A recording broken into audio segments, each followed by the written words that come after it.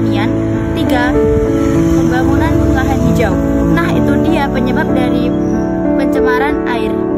Dan apa ya yang harus kita lakukan untuk mencegah pencemaran air? Setelah ada penyebab, harus ada cara menguranginya juga.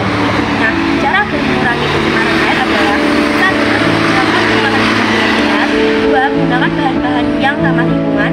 3. Tidak membuang sampah di sungai. Nah, itu dia teman-teman, cara mengurangi agar tidak terjadi pencemaran air. Kita harus paham ya. Saya Nafisa Aulia Putri. Saya Farah Laila. Saya Sofia Nabila. Itulah penjelasan dari kami tentang pencemaran air. Ingat, gunakan air sebaik-baiknya ya. Hemat air ya teman-teman, sayangi lingkungan. Kalian kepo gak sih sama contoh yang kedua? Hai teman-teman, contoh yang kedua adalah pencemaran tanah. Apa itu pencemaran tanah? Pencemaran tanah adalah keadaan di mana bahan kimia buatan manusia masuk dan merubah kondisi tanah menjadi api. Kalian kepo gak sih? Apa penyebabnya? Yuk cari tahu. Kepo ya? Sini aku kasih tahu penyebab terjadinya pencemaran tanah adalah 1. Adanya bencana alam. 2. Kebakaran hutan. 3. Limpahan organik. 4. Limpahan organik. 5. Limbah industri.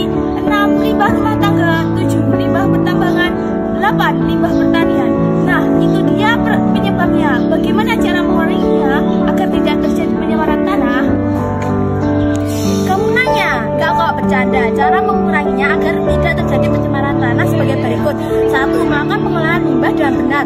2. Menggunakan bahan-bahan yang ramah lingkungan. 3. Membuang sampah di sungai atau sumber air lainnya. 4. Menggunakan deterjen yang ramah lingkungan.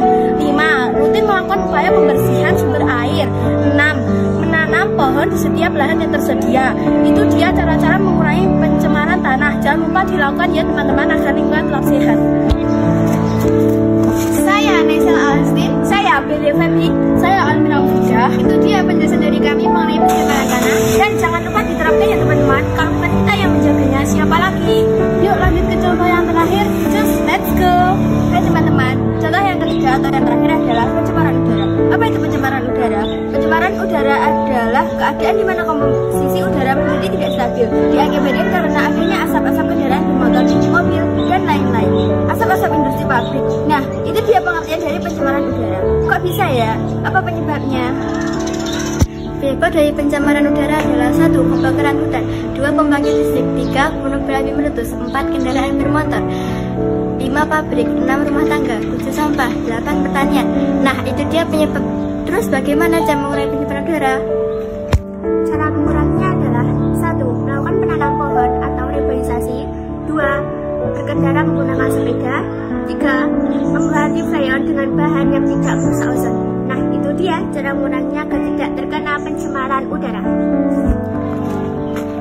Saya Agnia, saya Salma, saya Adela, dan itu penjelasan dari kita tentang pencemaran